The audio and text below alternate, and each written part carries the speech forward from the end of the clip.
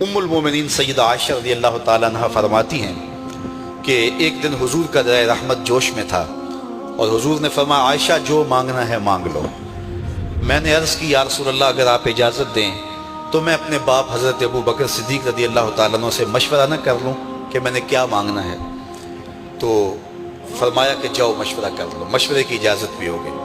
میں اپنے والد گرامی کی خدمت میں حاضر ہوئی اور کہا کہ دریائے رحمت جوش میں ہے اور رحمت کا باڑا برس رہا ہے۔ حضور نے فرمایا عائشہ جو مانگنا ہے مانگ لو، یہ اتنا سنہری موقع ہاتھ آیا ہے تو میں چاہتی ہوں کہ کوئی مانگوں تو اہم شے مانگوں، تو آپ کی خدمت میں حضور سے اجازت پا کے حاضر ہوئی ہوں، مجھے بتایا جائے کہ میں حضور سے کیا مانگوں تاکہ کوئی چھوٹی چیز نہ مانگوں بڑی چیز مانگوں۔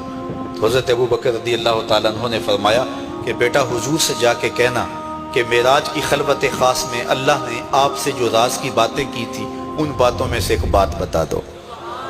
مانگا بھی تو علم مانگا، اور عائشہ میرے سے وعدہ کرو جو حضور بتائیں مجھے بھی آگے بتانا ہے۔ ام المومنین حاضر خدمت ہو گئیں۔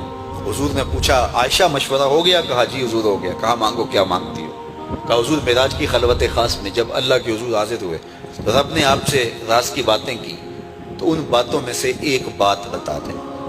حضور مسکرا پڑے، اس بات پہ مسکرائے ہوں گے میرے یار غار کا انتخاب کیسا ہے، یا اس بات پہ مسکرائے ہوں گے کہ راز کی بات بتا دوں تو راز راز نہ رہا، لیکن وعدہ کیا تھا۔ کہا عائشہ سنو، جب میں قرب خاص میں پہنچا تو میرے مالک نے مجھ سے راز کی جو باتیں کی ان میں سے ایک بات یہ تھی، محبوب تیری امت میں سے کوئی شخص کسی شخص کا ٹوٹا ہوا دل جوڑ دے تو میرے اوپر لازم ہے بغیر حساب کے جنت عطا کرو۔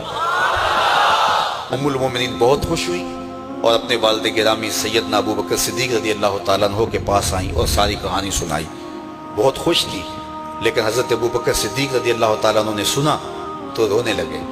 تو ام المومنین سیدہ عائشہ رضی اللہ تعالیٰ عنہ نے عرض کیا میرے والد گرامی یہ بات رونے والی تو نہیں ہے، ہم بسا اوقات کسی دکھی کے کام آ جاتے ہیں، کسی کا دکھڑا بیٹھ کے سن لیتے ہیں، کسی کی ڈھارس بنا دیتے ہیں، کسی کے کام آ جاتے ہیں، یہ تو بخشش کا بہانہ ہاتھ آ گیا اور آپ اس پہ رو رہے ہیں۔ تو فرمانے لگے عائشہ اس کو معکوس بھی پڑھو، تصویر کا دوسرا رخ بھی دیکھو، اگر کوئی شخص کسی کا ٹوٹا ہوا دل جوڑ دے تو بغیر حساب کے جنت میں جائے گا، اس کا دوسرا رخ یہ ہے اگر کوئی کسی کا دل توڑ بیٹھے تو سیدھا جہنم میں جائے گا۔